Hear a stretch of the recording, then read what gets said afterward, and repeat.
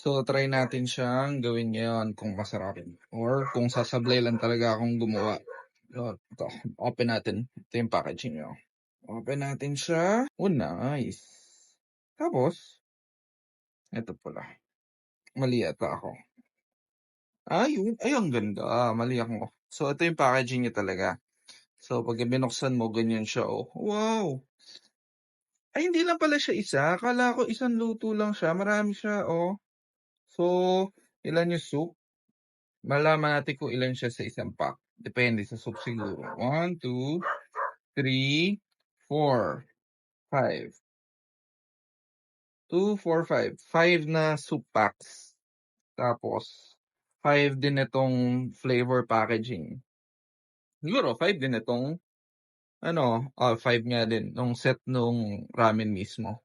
So, tikman natin yan. Lulutuin ko ngayon na. So, magluluto tayong dalawa. Dun sa instructions is 450 ml isang pack. So, dalawa is 900 ml. Tama? 400 yun na. Okay. So, ayan yung noodles niya. Hindi siya parang yung normal noodles na sa mga pack-pack na binibili nyo ng ramen-ramen lang. So, kakaiba siya. So, maganda. Ayan, nagpapakulo pa akong isa para sa egg. Gagawa tayo nung egg na may mirin tsaka soy sauce. Yan, sige. So, linagay na natin itong soup packet niya na amoy miso. Yan, pinatay natin apoy.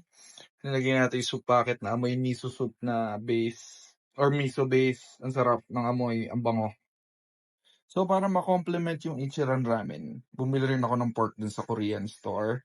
Lalagyan natin siya ng Korean white pepper, sesame oil, tsaka ng Himalayan pink salt. Tapos marinate lang natin konti. Yan, dahil nakamarinate naman sila sa oil, wala nang oil nung linagay ko siya dito sa pan. So ito, nag-cure tayo ng egg, yung sa Japanese soy sauce, mirin, and some stuff pa. At yan, tapos na ang ating Ichiran Ramen na may konting ate. So linagyan natin siya ng pork, linagyan natin siya ng nori, tsaka linagyan natin ng cured egg. Syempre, ang unang titikim niyan ay ang aking pinakamamahal na mag-ina. Yan. Ichiran Ramen. Kasi, wedding anniversary namin bukas. So, tuloy-tuloy ang celebration. So, ito na yun, Ichiran Ramen na binili ng bayo ko para sa amin nung pumunta sila ng Japan. So, titikman na ni Missy. Siya una. First blood. No kanin? Wala ka naman kanin. I want kanin.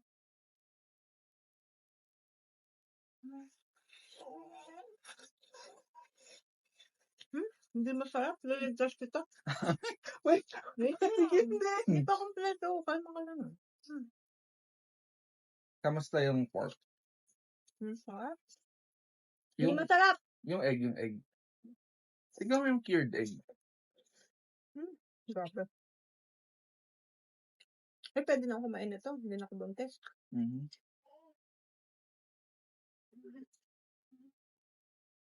Parang hapon yung nagluto. Pang hapon. So, ayun, di ba kami makapunta ng Japan ngayon kasi nadi-deny siya ng visa sa Japan. Dinala ko muna yung Japan sa plato niya. Wala akong USB set. Ano masasabi mo sa Ichiran Ramen na napanood lang natin kay Kong, kay Gavin, tsaka kay Yulin? Hindi masarap. Huwag kayong bibili nito. Ayun.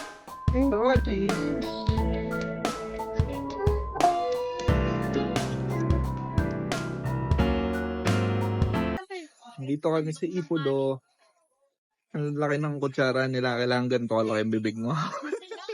So, recently, gumawa ako ng Ichiran Ramen na na linuto lang sa bahay. So, tikman natin ngayon yung Ipudo Ramen. Hindi yung pinagko-compare nila. Masarap yung chicken. Nag-vlog ako, sinabi mo na yung sagot. Sorry ah.